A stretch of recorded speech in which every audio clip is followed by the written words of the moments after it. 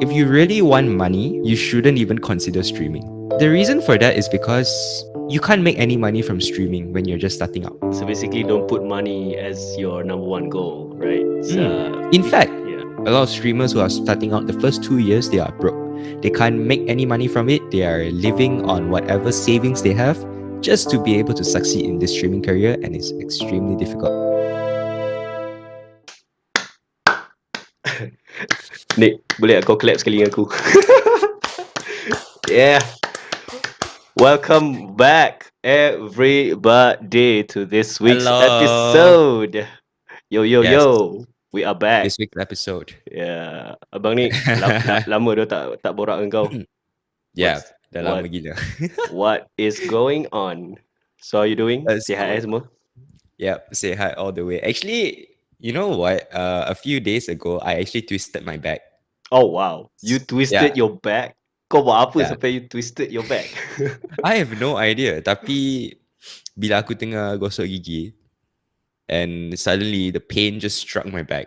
I Oh. fell down. I couldn't get up at all. You Then fell down to your bathroom yeah, floor? Oh my god. yeah. While brushing my teeth, suddenly the pain just struck, and I just immediately fell down like that. And then I couldn't get up for like 15 minutes Oh because it's damn. so painful. Oh, So I had to, yeah, take painkillers and also use those patches, those like plaster thing. mm-hmm. Yeah, I had to put it on my back. Even now, I still have to eat the painkillers, but it's getting better. I can move around now. But that day was worse. I can't even bend forward. I can't bend backward. I can't bend sideways. Oh, so you just have to straight? Yeah, Oh straight. my And I god. can't sit down. I can't sit down. I have to either stand up or lie down. Oh, These two okay. things. Yes. So, macam mana nak buat minggu ni? Okay ke? Sebab aku takut Minggu ni okay. sebab aku takut Seka- kalau kita terborak lama kan, takut kau tiba cramp kan. And then aku macam, "Oh my god, what the hell am I gonna do?" Okay, I think this week should be fine. I so far sitting on this chair, no problem lah. Can lah, no problem. Better than last week lah. So all good. Alright, so we hope everything is good. Yes, that's right. So, Anyway, yeah. we should begin with our topic of the day, Yeah, which alright. Cool. So, what are we gonna talk about this week? we are going to talk about video games. Yeah, video games, everybody. So for all the Yes, gamers out there, we are calling you. Let's go, come, yes. join us. This podcast is especially for all those gamers out there, and we just decided to actually, Muiz, tell us about why did you choose this topic. Muiz was the one who picked this topic. So what inspired you to pick this gaming topic? I think it's because randomly just aku just scroll through YouTube, and then aku ternampak macam it's some sort of tribute video. Fans of certain games buat tribute video untuk game kan, and then diorang macam buat the title is just a video game or it's just a stupid video game, but the content inside the video is totally different. The games bring values, the games bring teaches something, teach them something, and it also teach me lots of things. For example, valuing humanity, valuing good things, and confronting ego, and many things. So, and then I came up with this idea, and then we talk. We've done a few episodes previously, and engkau pun dalam gaming streaming kan. So I want to know more about I want to know more on this kind of thing based on your opinion. Sebab aku main game tapi aku tak selalu sangat lah macam go through 24/7 kan, everyday main game kan. Aku ikut mood aku, kalau aku macam rasa nak main game, aku main game lah. So itulah. Okay. That is very interesting. So basically it was some kind of appreciation video, is it? Yeah, it is an appreciation video. And in fact, aku pun ada buat satu video tribute for God of War. And so kalau sesiapa nak check, if you guys want to check it out, I just released the video I think yesterday. So you guys can check it out. put somewhere up here. I don't know where's the card. We're gonna go.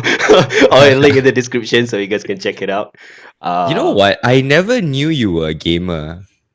yeah, I was considered as a gamer because when I was in primary school, I played a lot of games. I mean, Counter Strike when it was super famous back then, and then I play Half-Life 2, Half-Life 1, yeah, the Wow. 1990s graphics, the Yeah, Minecraft yeah. graphics. So yeah, and then I play those kind of games, and then I started to switch to online, not online. I mean open world games. Now I am more interested in open world games. I'm not interested in just stick to one kind of thing game, the game Yeah. with lots of side quests and stuff like Tomb Raider series, yeah, and then Spider-Man, I think, and then now God of War, the latest God of War, 2018. They have various side quests and challenges you can play.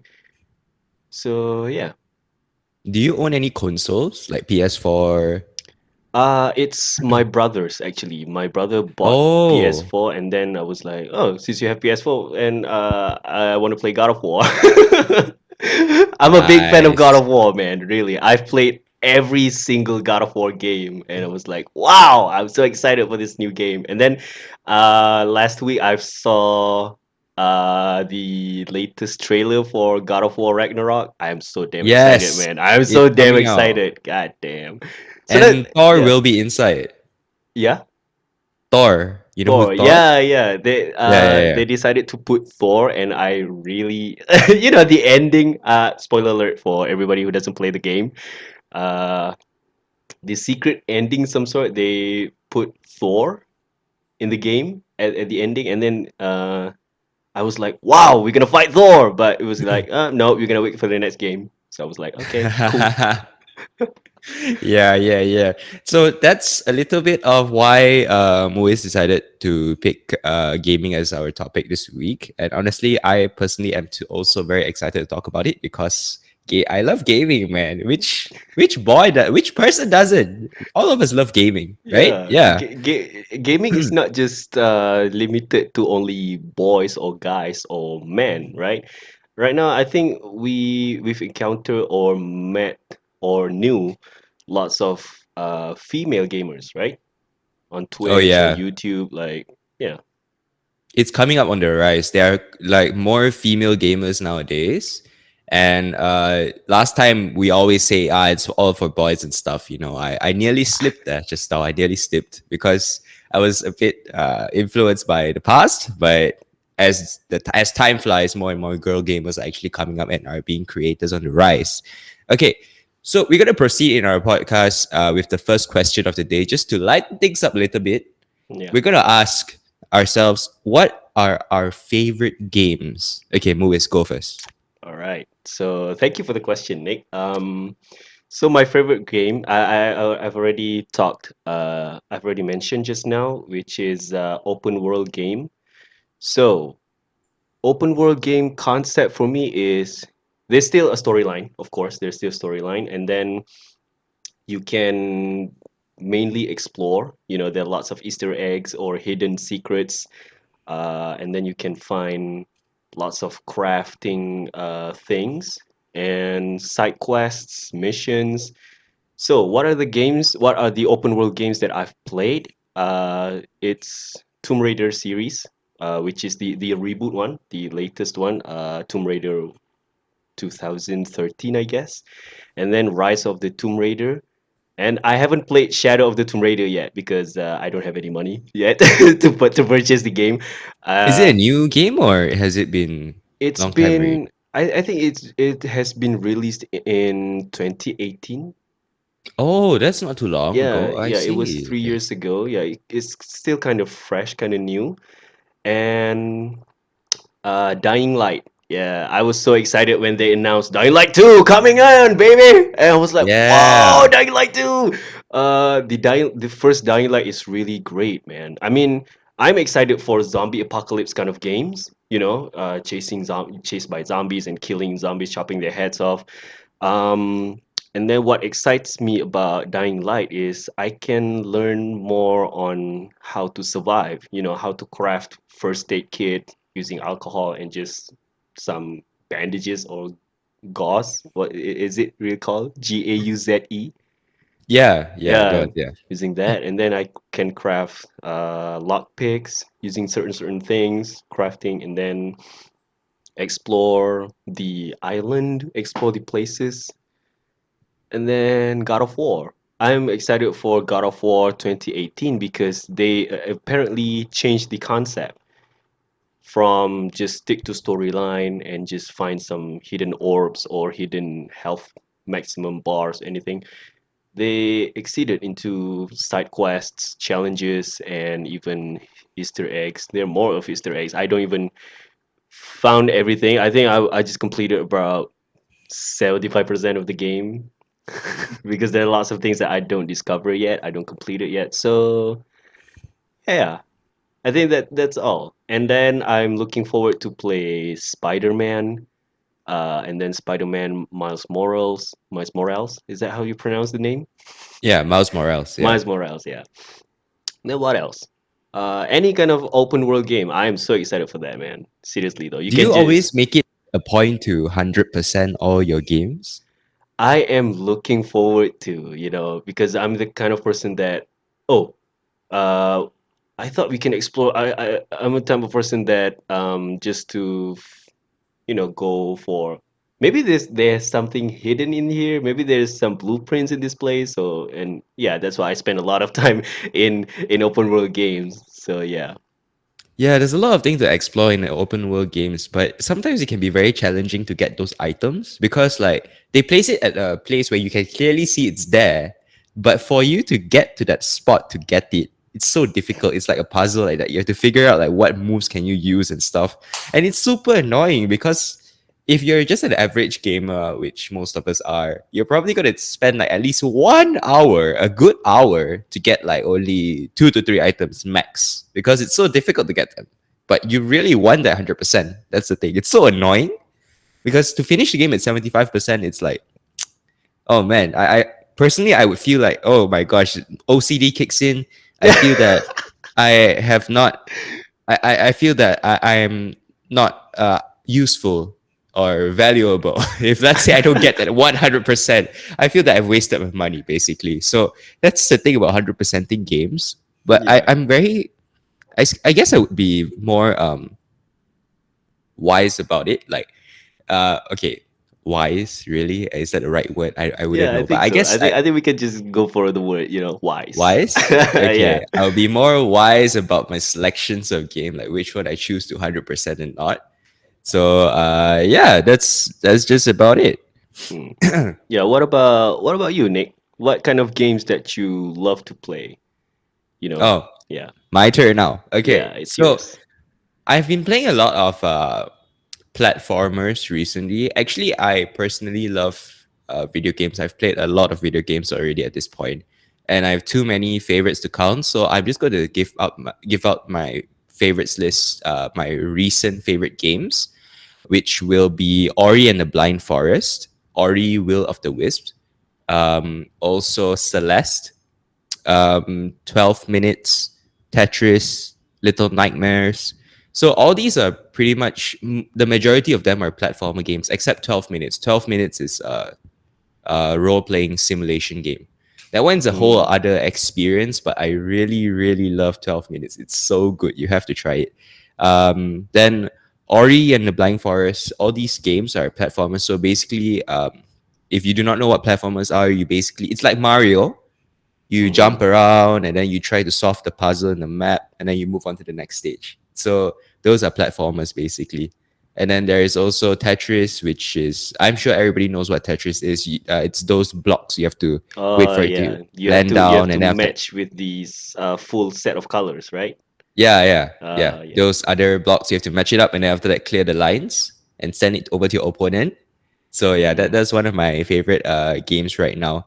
So just like Muiz, I've been trying to 100% these games. But for example, Ori and the Blind Forest, I 100%ed a game because it takes a very short while to finish the entire game. It takes about 8 hours to finish the entire game. and then Eight I spend hours? another, Oh my yeah, God, that's a long time. that's actually quite short compared to the games nowadays. You will be surprised. Like for example, what's that game? Assassin's Creed Odyssey and Valhalla. They take at least 50 to 60 hours to complete the entire storyline. I mean What? the entire game. Yeah, even 30 to 40 hours to complete the storyline, and then additional stuff like to 100% the game to get all the achievements and stuff. It takes about a solid 50 to 60 hours, and that's why a lot of gamers actually do not like those games. I see. I Yeah, see. Yeah, because it it is consumes really good. too much time. 50 hours. It's like if you want to play straight, it was like I think around 3 days you have to complete it. You can complete the game without without eating, without anything. Oh my God, I can't believe that. Yeah, exactly. The first portion of the game was actually very, very good. No problem. Everybody was happy with it. But then as soon as the second portion of the game kicks in, gamers start to find it annoying and frustrating because a lot of them mention that it feels too draggy because you're doing the same thing over and over and over again, which Mm, all of us really don't like. We want more things to experience, you know. So there is no, we just do not think there is a need to spend 60 hours on a game doing the same old thing again, same old quests again, same old concept again. So yeah, yeah. that's a little bit draggy and stuff. But Ori and the Blind Forest, it's only 8 hours to complete the. For me, I took 8 hours to complete the entire storyline because you have to like jump here and avoid the bullets and stuff. But there are pro racers which can do it within 1 hour or 30 minutes, in fact. But it's very difficult. With the difficulty levels, it's very. I would say it's very enjoyable and also like yeah, you get that sense of achievement when you complete that puzzle in that map. It feels so good, and that's why I kind of like platformer games nowadays. So I spend a lot of time on it, and then I spend another extra 4 hours to 100% the entire game, and that's it for me in Ori and the Blind Forest. The sequel, however, Ori and the Will of the Wisp, that was a bit difficult for me to 100% because it was so long. It's so long. Like I took 12 hours to complete the entire game, the first game, right? 12 hours to complete the first game. That's about Wow. 200% the whole Ori and the Blind Forest game, okay? For Will of the Wisp, for me to complete the storyline, I took 12 hours. That's on the storyline, not including side quests and Yeah. challenges and stuff. Oh wow, okay. Only for storyline, and it's so vast. There's just so many things to do in that game. And then after I'm done with the storyline, I decided, you know what, I don't think I have any more energy to go for 100% for the entire game because I need to move on. So I just yeah gave up and just uninstalled the game. But it's fine, man. At least I got 50% progression, so that's good enough for me. Yeah. So we have already discussed my favorite games already, Yeah. which are platformers. And honestly, if you wanted me to go on and on, I can just tell you about a whole bunch of other games. But I think I'm just Dude, going it's to leave it okay. as I that. mean, the stage is yours. It's So if okay. we do that, our listeners do not need to just don't need to go home already. They can just like keep on listening to our podcast until at night or something. Dude, they're already Yeah. home. They're listening to this All podcast right. using their They should laptops be. They and their should be home. phones. Yes. They should be at home because it's lockdown. So Yeah, cool. anyway, okay, let's move on to the next part. The next question would be, what do you think about multiplayer games? Oh wow, my opinion, dude, I gotta be honest, I don't know because I'm not a big fan of online games or multiplayer games, but Oh, um, I would just love to enjoy my my time, my own space playing the games, just scrambling around on my stuff, gathering resources on my own. So I don't know how to explain that because I don't play. I kind of avoid playing online games such as Call of Duty. I played Call of Duty Mobile. It's 100% online. I've tried PUBG, Players Underground. I don't know the full name. Yeah, I just only tried those two for the multiplayer or online game. Maybe some people would be thinking that those are online games. Those are not multiplayer. But I don't know the difference. So it's just like nah. So I think maybe you have other opinions on multiplayer games, or maybe you can tell us your experience while playing multiplayer games. Yep, yep. Okay, so multiplayer games, we have different types of different concepts of it. So for example, like the one where you talk about PUBG, and then there's also Fortnite, COD, Warzone. They're actually under the same category, which is battle royale. So the Mm, concept for it is basically 100 players coming in together and fighting to be number one, fighting to be the last person remaining. So mm, that's the concept of PUBG, Fortnite, even Apex Legends, and also COD Warzone. So they're all under the same category. That's one kind of multiplayer games. Another kind of multiplayer games is, for example, those console games that we play. Like, for example, let's see, Crash Bandicoot, right? mm, Or Naruto, or maybe, I'm not sure if God of War allows it, but, or maybe it's completely a single player game. But yeah, all these other games that I mentioned, you basically can play with somebody else. Maybe a person who's sitting next to you. mm-hmm, You know, they can just give them a remote controller, and then the both of you can play. So that's another form of multiplayer. There's also another form of multiplayer, like for example, um, party games, like for example, Pico Park or Dead by Daylight, or maybe what else? It's not coming to my Left 4 mind. Dead 2, Yeah, can Left 4 that Dead be 2. considered? Yeah, Left 4 And Dead 2. CS:GO. CS:GO, not so much with what I was going for, but yeah, sure, why not? Then there's also uh Jackbox Party Packs, for example, right? So all these games you basically play with your friends, and you can play with your friends any regardless where they are. You know, they can be somewhere else, maybe at a different state or something, and then all of you can play together. And then that's pretty much how this concept of multiplayer works. So there are many different types of multiplayer games out there. It just sees which one you like the most, I guess. My opinions on it, I guess it's great. It's fun. That's what games are all about. You know, you're meant to share that experience with other people. So definitely, multiplayer games are something that are very enjoyable, and I'm all for it. I'm all for party games and multiplayer games. Yeah, cool. So, uh, man, I'm just gonna be honest. When you mentioned most of the game that you mentioned, I was like, "What the hell is that? What the hell is that? Yeah, I've played too I much don't even games. know." I was like, "Okay, cool." So, yeah, since multiplayer is worldwide, right? It was like globally kind of game, so you can play with not just around one country. Maybe you can just play with I don't know, Middle Eastern, Europeans, or even Asians. There are lots of people you can play in one room, right? So Yeah. have you been communicate with other people than Malaysians? Yeah. Actually, I've communicated with people who are not Malaysians as well, and also Malaysians. These are the games that we were talking about just now, like for example, CS:GO, Mm-hmm. or Valorant, or League of Legends. We actually play with players around Southeast Asia, and sometimes we'll meet up with players from Europe as well. So, for example, like Apex Legends, you can actually change the servers of which one you want to play in. So, I've played in the European servers where I talk to European friends. I've also played in Southeast Asian servers where I meet up with Filipinos, Malaysians, Thailand, Laos, Vietnam, and stuff. Oh, and let me tell you a story. The thing about all these games being able to meet up with Southeast Asian players, right, is that it's so um, funny because everybody's speaking a different language. And Yeah.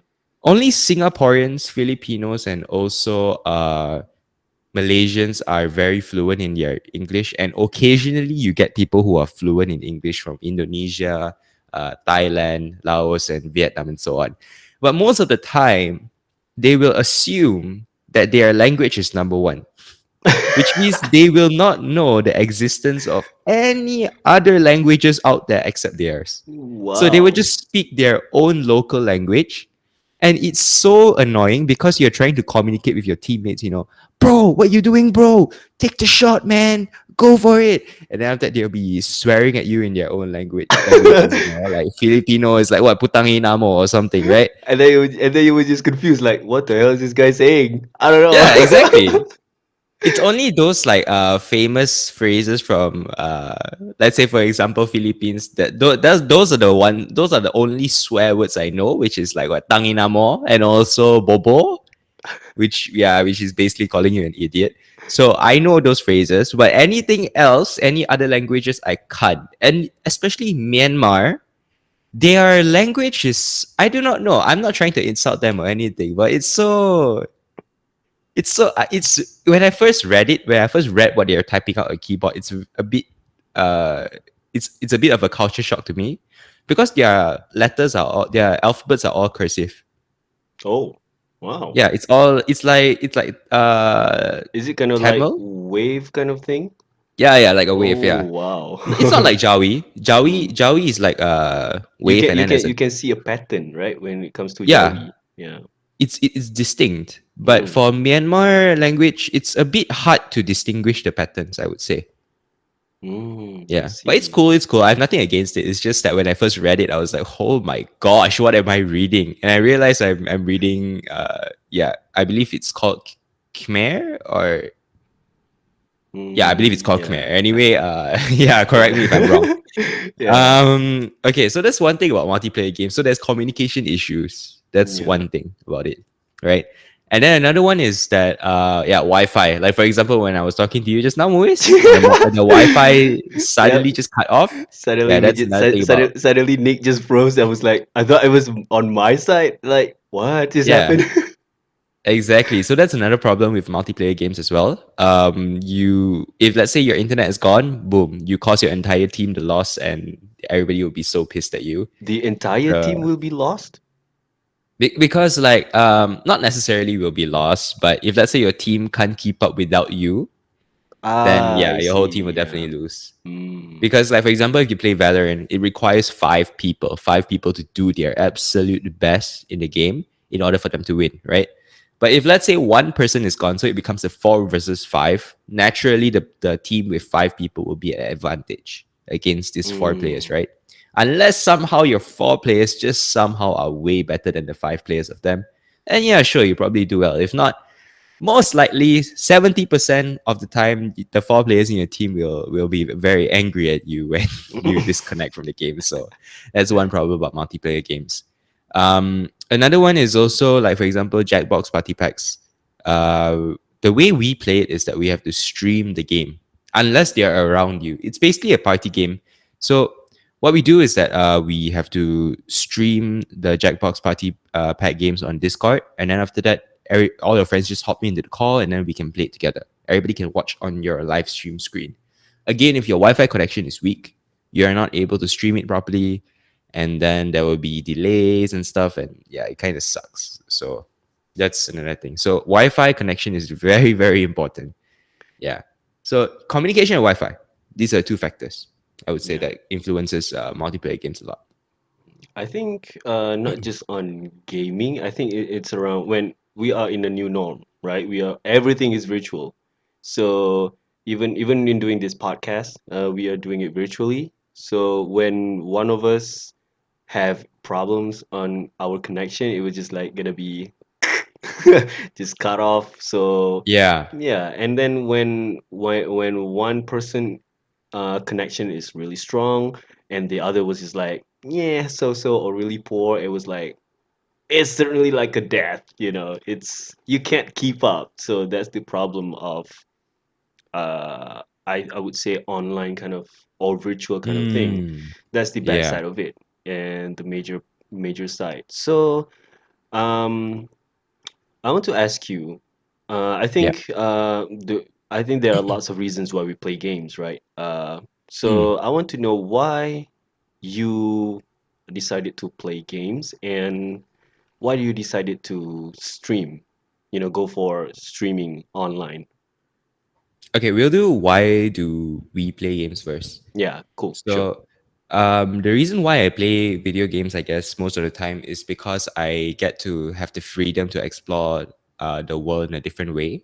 Because games are built in such a way where it's meant to be creative and you can be very free to express the way you want to be yourself.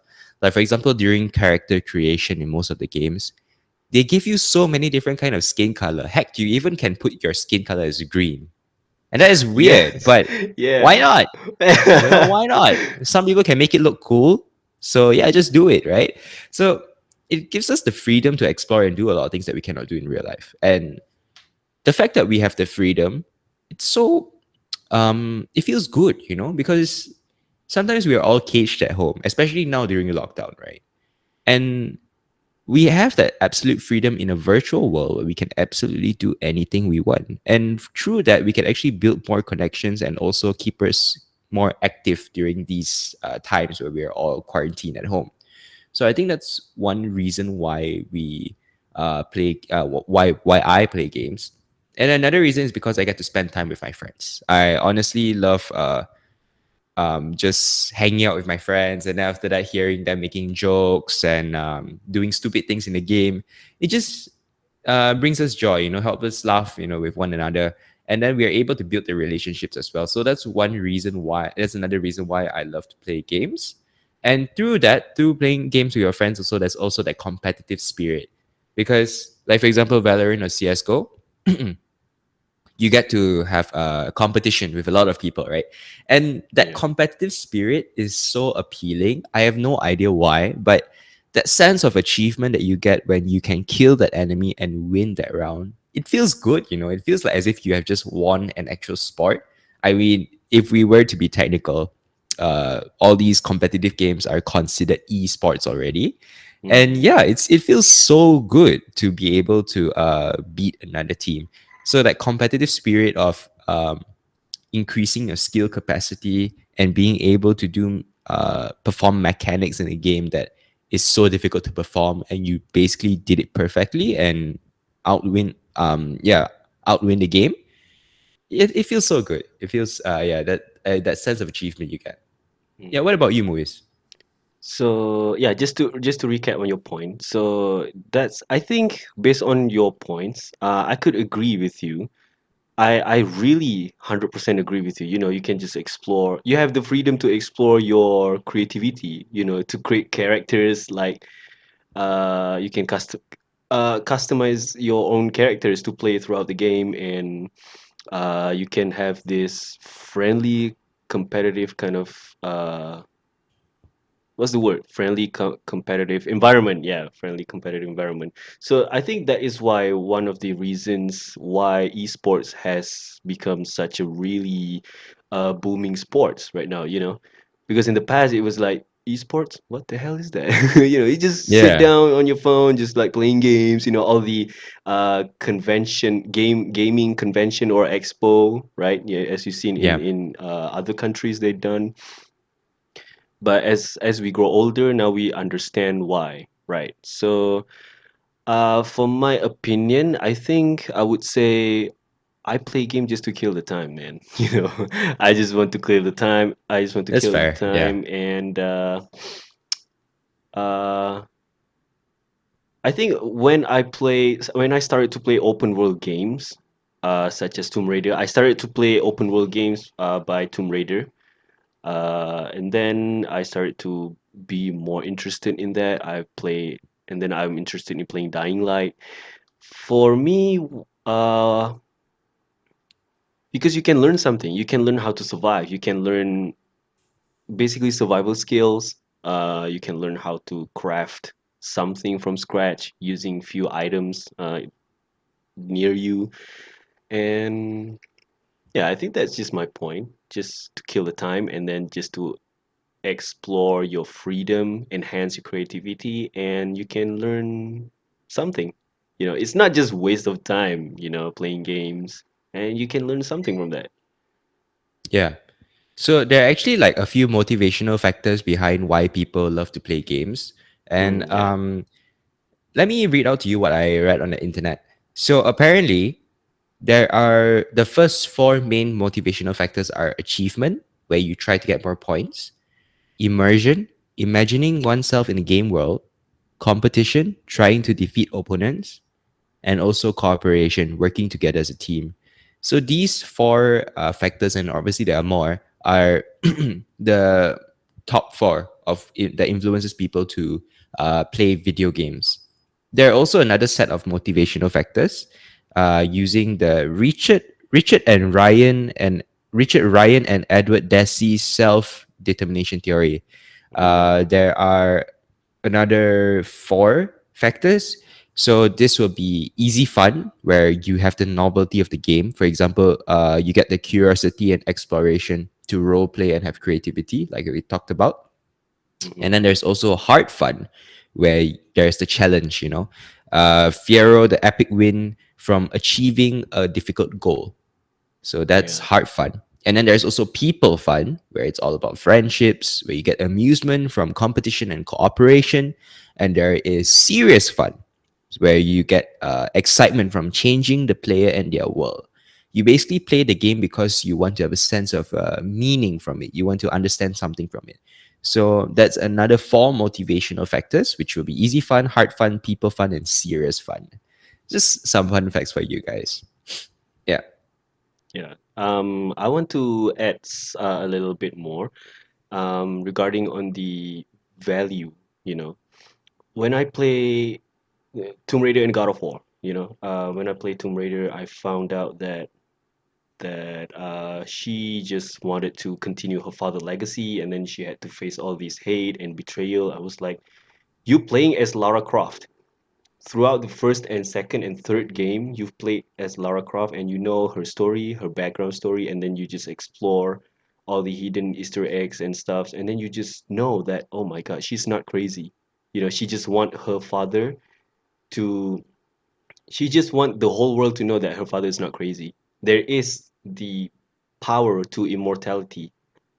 So back forward to the Rise of the Tomb Raider game. So that's what the whole game is all about. And then the Shadow of the Tomb Raider, I guess. And then she had to choose whether she wants to let go of her past or she want to continue on building a really great future, which means she has to, communicate with people, help people out and stuff. And then when God of War, the latest God of War now, Kratos has become more a father figure to his son Atreus. And then when I look at the trailer for God of War Ragnarok, I teared up, man. I teared up when there's this part. This part is in the trailer. When Atreus said, "Stop thinking like a father for a moment and start thinking like a general." Oh, yeah, I saw that Oh, that too. was out. And then Kratos snapped. He screamed out loud and said, "No!" Because Atreus doesn't know what kind of general thinking or general mindset that Kratos has when he was a Spartan general, right? Yeah. Yeah, I was like, dude, you don't know your father's past. He's And so naive. He doesn't know what happened in yeah, his first past. But I yeah, guess if I was Kratos, maybe Kratos should have explained to him. That maybe he would know. Which yeah, I guess he will do it later in the game. yeah. But then when he said that line, he he he just really he doesn't just know what he's fighting. literally crossed the line. I was like, boy. Yeah. And then I literally voiced out Kratos' voice, boy. Yeah, you boy. you don't know what you're talking about, boy. Oh my god, man. So yeah. Yeah. Mm. Okay. So we'll move on to the next question now, which will be how playing games affected our life. Oh yeah. For me it affected me in many ways. For example, we just talked about God of War just now. It affected me, most of it was emotionally, because when you play God all of the God of War from the Ascension to the latest to 2018, and then you kind of know the backstory of Kratos, of his suffering, of his past, that actually he was cursed forever throughout his entire life. I don't know, maybe he's gonna he will die or will not die. And The real reason why his skin is fully white is because that is he was covered by his wife and daughter's ashes because he killed them in God of War 1, I think, because he was cursed by Ares. Ares just used him as a slave. Yeah, you Mm. know, and he just seek revenge, vengeance. He just seek vengeance. And then in the latest God of War, he was just like he talked to Baldur, which is the enemy that we will fight in the game. He said, "This path, vengeance, you will not find peace forever." And then, damn, it was true. It was true because he started to seek vengeance on Ares, the god of war, the Greek god of war, and then he started to seek vengeance on all of the gods. You know, from his father Mm. Zeus, from Poseidon, from every single gods, and even strong god powered like mortals like Hercules and Helios is a god, right? I was kind of confused, Yeah. you know, this Greek mythology stuff. So yeah, that's what I learned. Vengeance is not revenge. Vengeance and seeking revenge is not the thing. So actually, it was forgiveness is the key to a whole new life. That's what Gary Vee said in one of his episodes on TV with Gary Vee. So you guys gotta check it out. And then number two will be no, that's all. So if I want to explain about Tomb Raider and Dying Light, it's just basically the same. You don't have to seek vengeance because it's not gonna go anywhere. It was just stuck inside you. It will consume you. It will eat you on the inside. Yeah. Mm, So, values, there's always the positives and always the negatives. yeah. Okay. What would you say about the negative about gaming? Oh, negative. As I mentioned just now, I play game just to kill the time. So yeah, it will affect your I don't want to say productivity, but I have to say because I don't know what the other words. It will affect your and kill your productivity if you don't know how to balance. For example, this week after I saw after I saw the God of War Ragnarok trailer, I was like super inspired to play again the God of War for PS4, and I spent unhealthy amount of total around 9 hours every single day for a week just to complete Yeah, yeah, yeah. everything, fight Valkyries and stuff. And yeah, so it will kill your productivity and it will affect your relationship, I think. And yeah, because it's when you don't know how to arrange your time, you don't know how to schedule your time, it will affect your productivity first, and it will affect your relationship. It doesn't matter relationship with your friends, with your parents, with your family members, with your even with your husbands or wives, boyfriends, girlfriends, whatever. It will affect your relationship if you don't know how to manage it well. If you just too focus 100% on playing games. So that's the negative part, I think. Yeah. There are also a lot of other negative values in gaming that actually is quite bad for people in general. And I'm going to bring up something that is called RSI. Wait, Mm-hmm. let me go look up what does it stand for? I just read it. I just read about it yesterday. Right, repetitive stress injuries (RSI). Mm, So there are many types of RSI. For example, gamer's thumb, trigger finger, tennis elbow, and also carpal tunnel syndrome.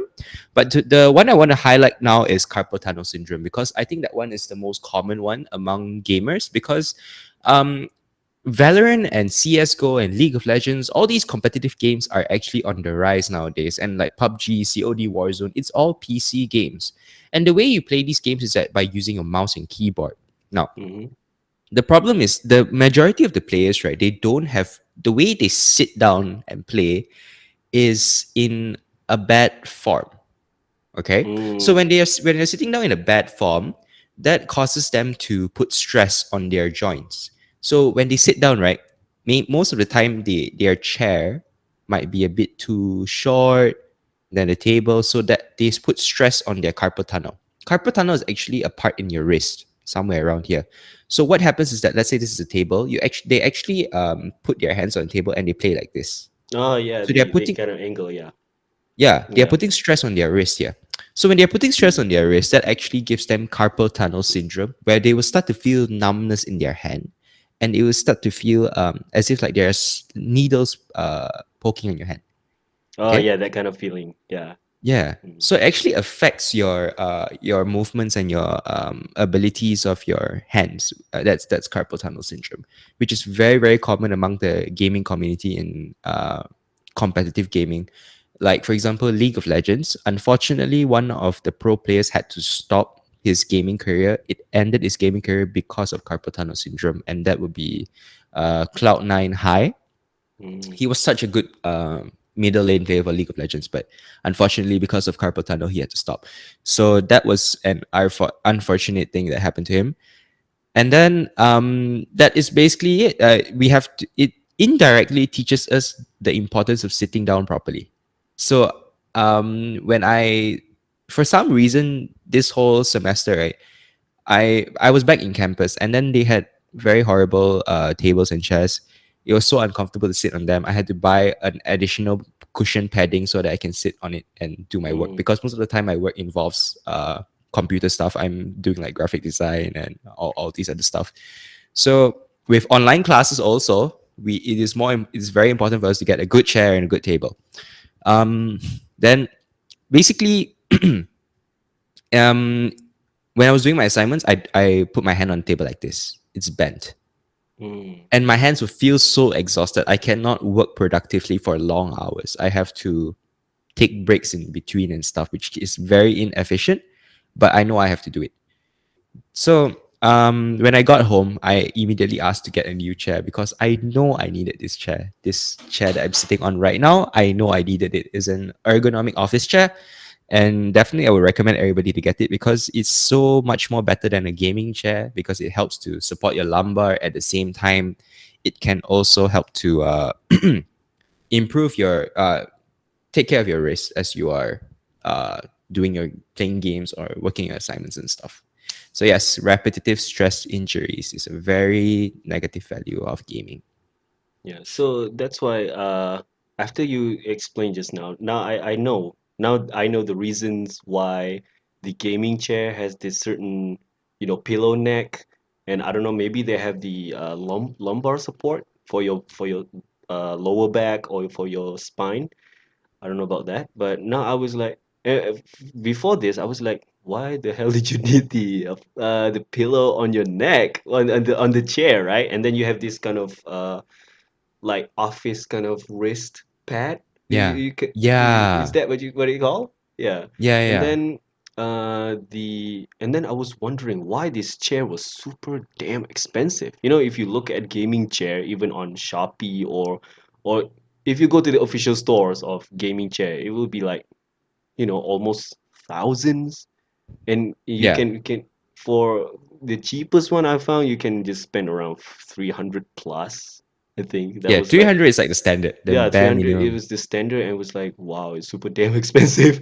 And now after you explain the RSI, right? Or Yeah, RSI. RSI, yeah. After you explain that, now I know the design behind that and the quality and the price behind that. So yeah, and then regarding on lumbar support, yeah, because we tend to slouch, we just neck forward, and I do this a Mm. lot of time, most of the time. Not even when it involves on sitting, right? Involves to sitting, you just tend to slouch, and then you have this sort of prawn kind of Figure. posture, yeah, figure, Yeah, posture. Yeah. yeah. So RSI, that's another bad value of gaming, and there are so many more bad values that I actually read about yesterday, and there's something got to do with your emotions also. I forgot what's Mm, the term. I didn't list it down, but it basically numbs your emotions.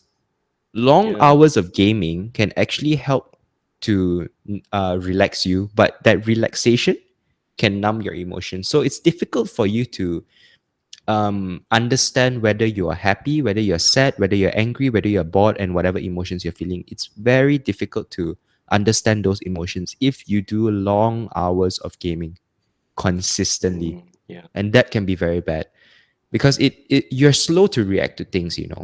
It's sort of like a blessing in disguise, but at the same time it's not really.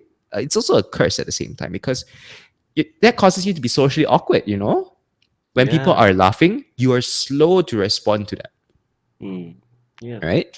So that is one other bad value of gaming that I've read yesterday. There are a whole bunch of other things more, but yeah, we can leave that for some other time. Yeah. Okay, let's move on to the positives now. All right, on my side, because you have already mentioned about positive, which is gaining some important morals from the game, right? Yeah.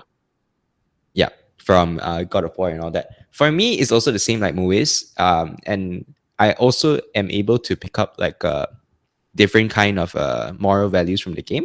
For example, Life is Strange. It teaches me how to talk to people. It teaches me how to console people. When I talk to people, I have to be honest and be transparent about it. There's no point lying or anything. That's something I picked Mm. up from Life is Strange. But the main one that I want to highlight today is that it helps me calm down. Okay, back to the emotions one. Yes, gaming actually helps relaxes your mind. That's true.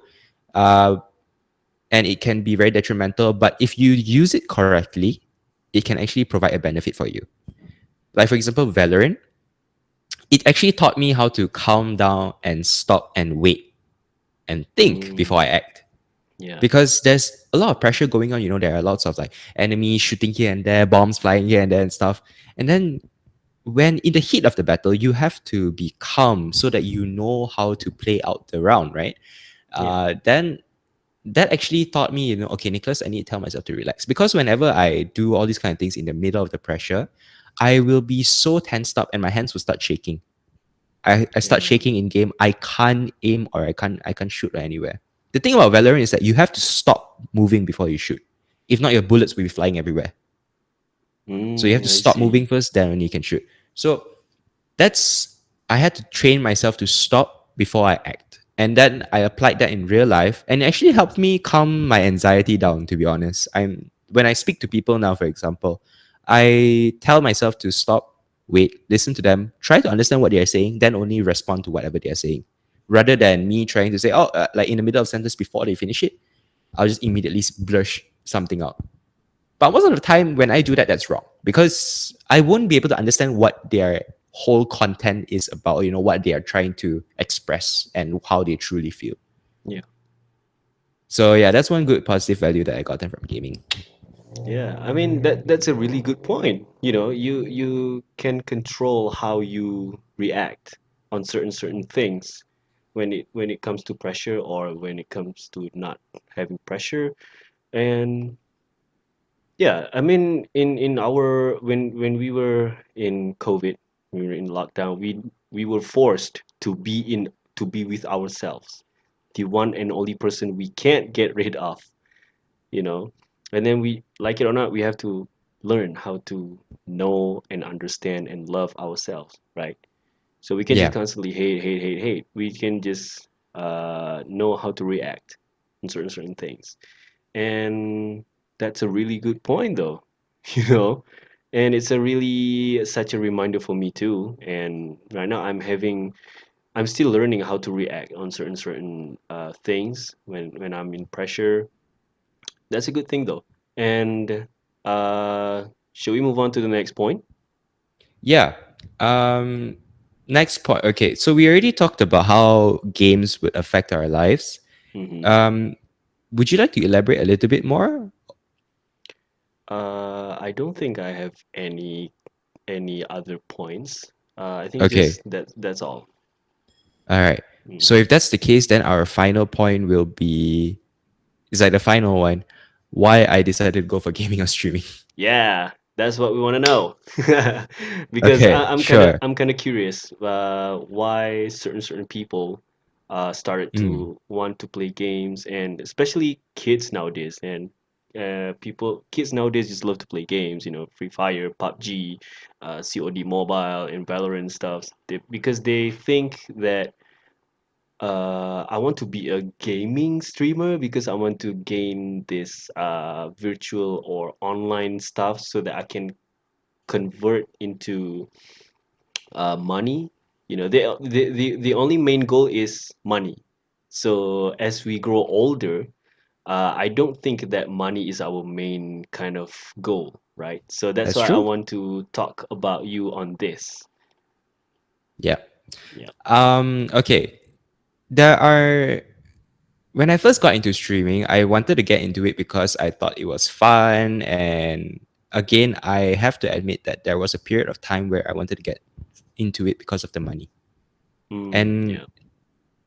I realized that as I get further into streaming, if you really want money, you shouldn't even consider streaming. Why is that? And the reason for that is because you can't make any money from streaming when you're just starting out at all. Yes.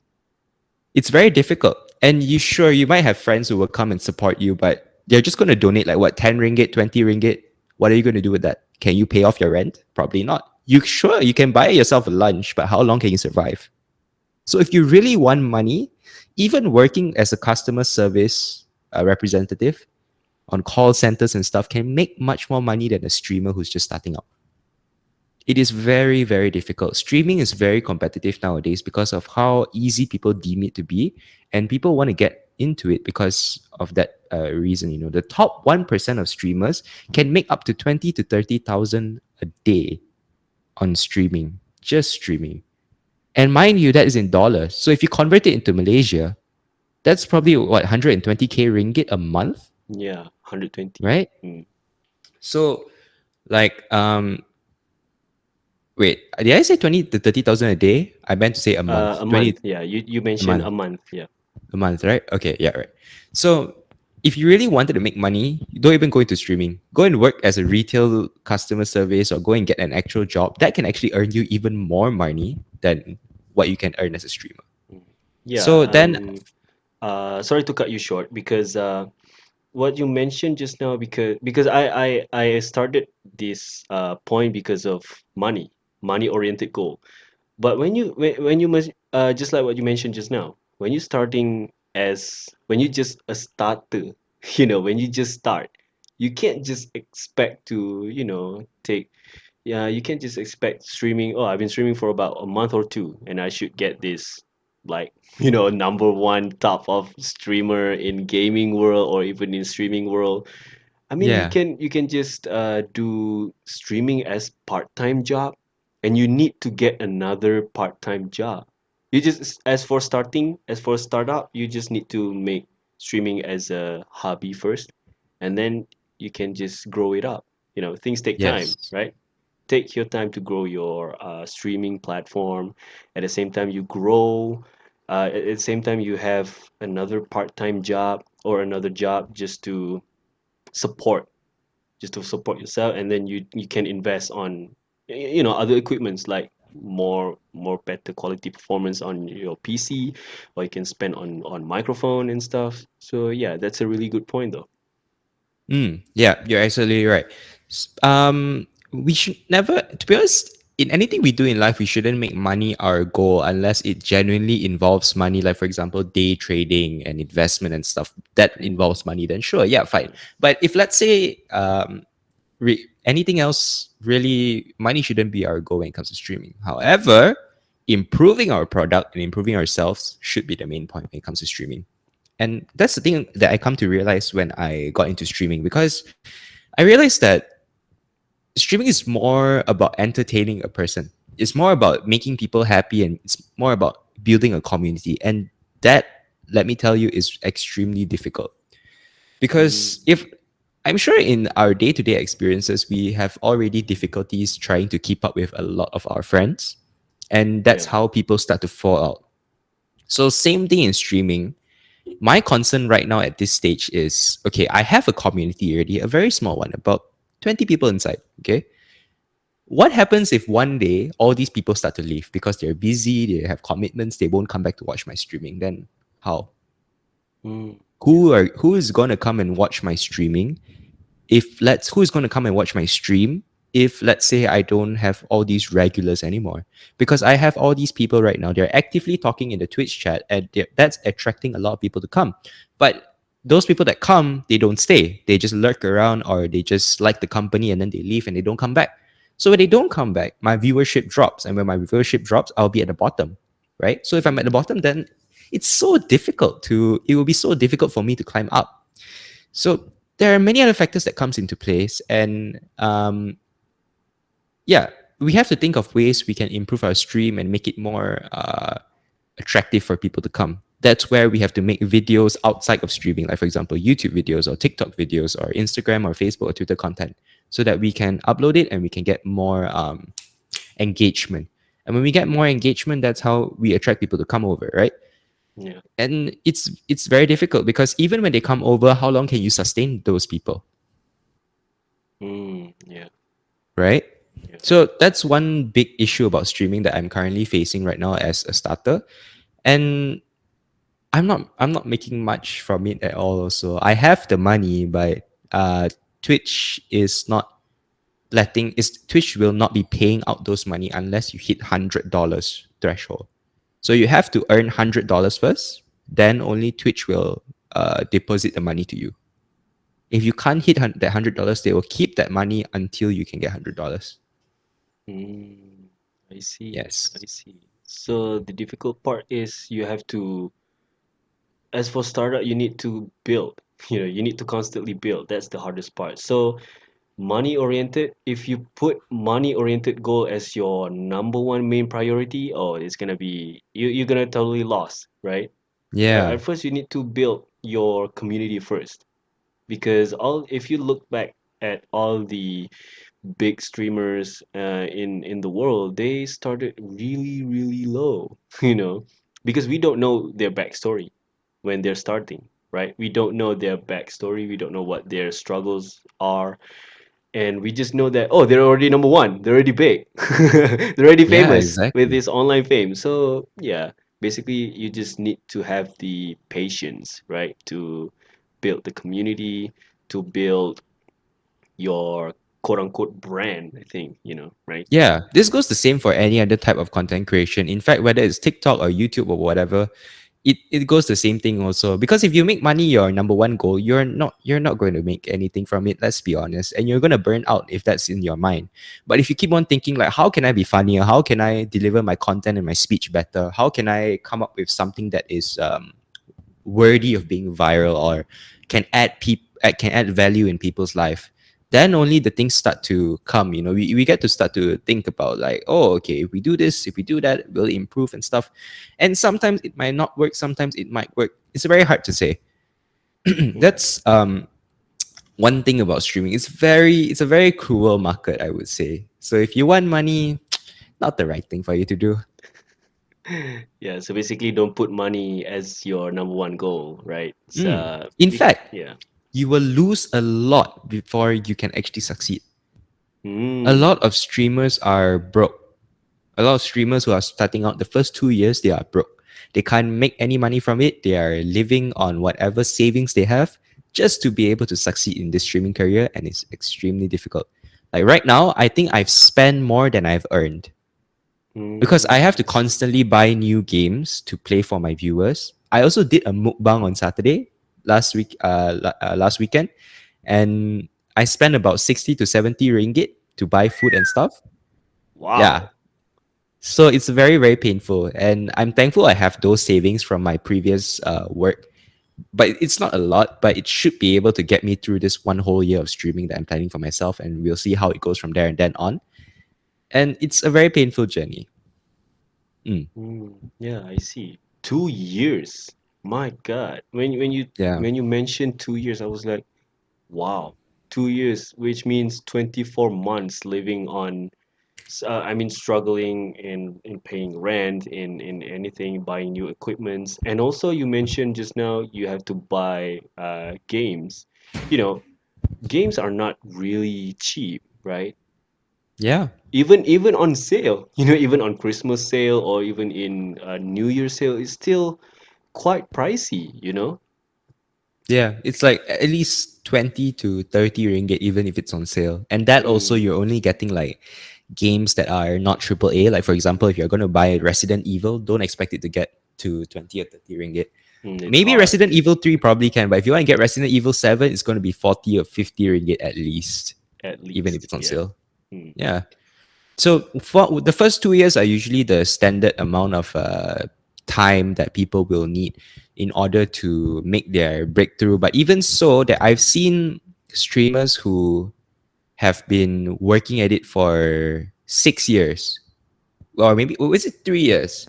I think 3 to 4 years. Yeah, he keeps on working at it, but he couldn't get to be at the top. He got mm, 6,000 followers though on his Twitch in 3 years.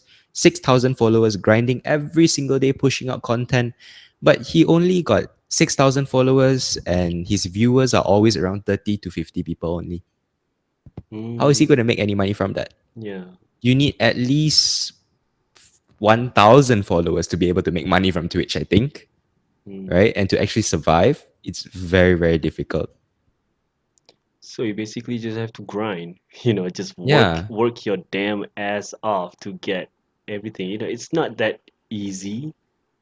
People tend to see the success. People don't tend to see the struggles, the pain, and the suffering that they have to go through, you know. yeah. First 2 years are probably like the most the standard for people. But unless you're very lucky, like for example Ludwig, he did a lot of things right within his 1 year, and he actually broke records, and he became the top 1% streamer in 1 year. Only 1 year. His growth was Mm, so fast, and he taught us a little bit about it. He says, set a plan for yourself, set a goal, determine what you want to achieve within that 1 year. Do you want to uh, do you want to hit 100,000 followers, or do you want to hit, set a realistic goal for yourself, make it realistic and do it.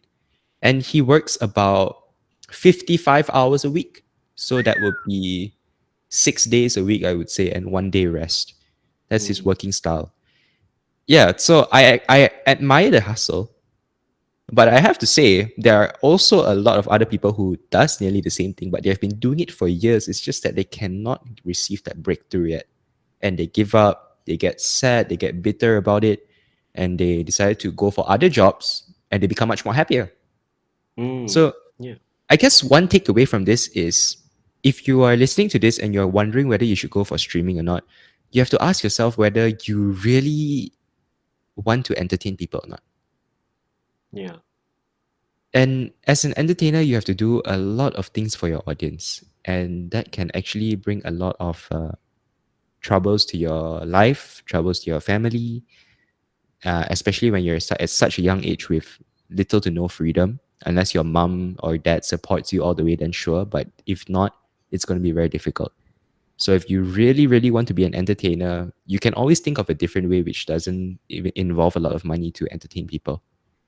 And you really have to ask yourself, like, if you really want to put out content or not. Because if that is not in your interest, then, or maybe you like the entertainment industry, but you're not meant to be on the front stage. You're meant to be in the backstage where you do the pre-production planning, or you plan out the budgets and the accounting and stuff. Mm, Then that is also a not bad job. You just have to learn how to accept yourself for who you are. For me, I'm not sure also whether I'm meant to be an entertainer or not, but I like the job. I like entertaining people. I think that's a reason why I stream, is because I get to put a smile on people's face. And knowing that I'm able to make all these people in my stream laugh and bring joy to their life and make them happy, I feel great myself. And it boosts me. I have the motivation to do it. I compared to anything else, like even photography or anything, I feel that when it comes to streaming and interacting with people, that's the thing that keeps me going. I always have that energy and that focus to work on it. So that's why I kind of enjoy it as of now. But mm, maybe a few months down the road, I might get tired of it. So I'm not sure. But if I'm willing to try, I mean, there's no harm, right? So yeah. just do your best, and I guess I'm just going to do my best and see how it will turn out to be lah. Mm. Yeah, I mean, just ask yourself, what is your what do you want?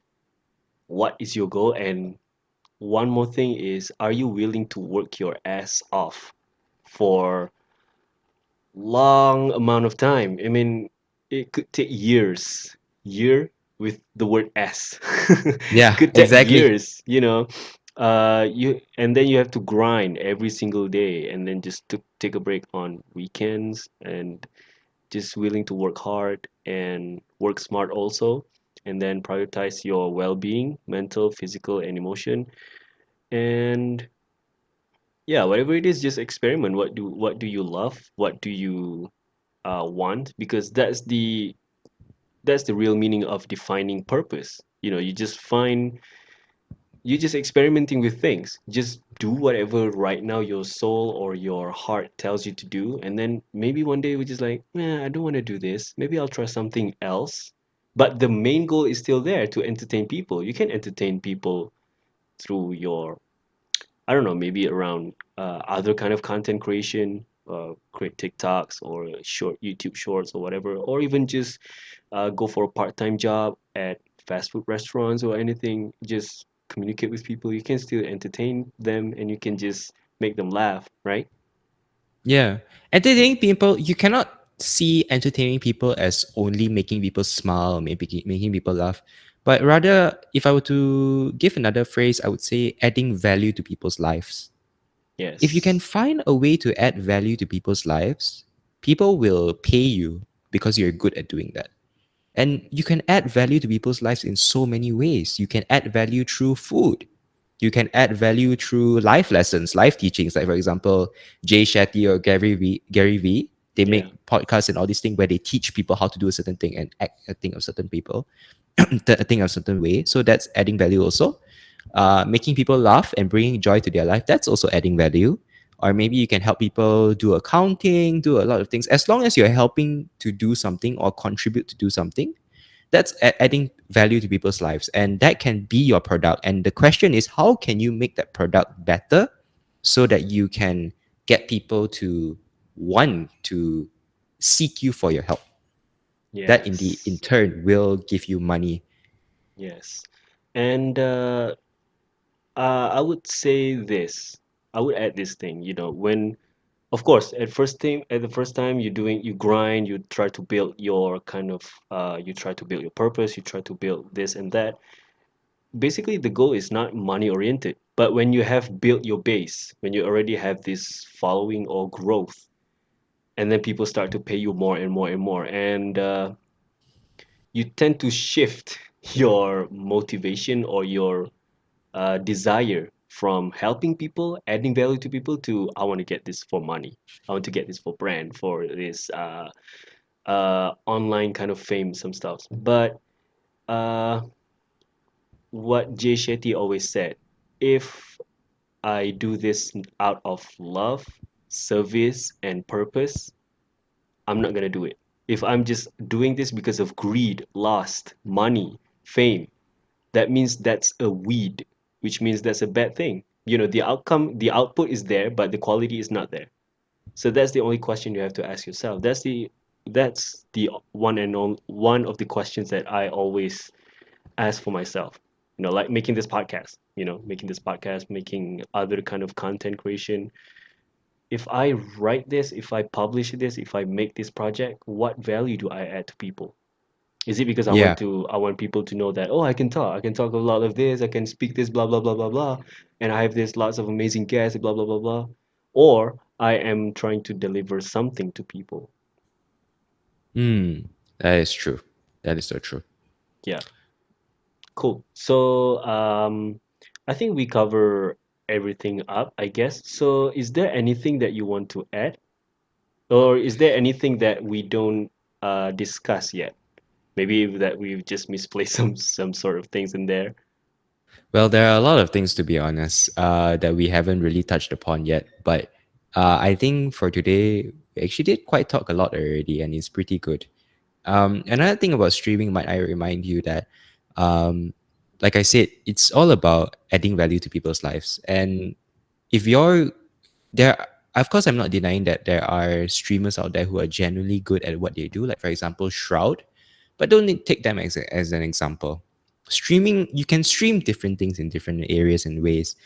If you are good in carving wood or origami or maybe art, you can also stream those things. If let's say you are good at cryptocurrency trading, there are actually people streaming themselves, analyzing the market charts.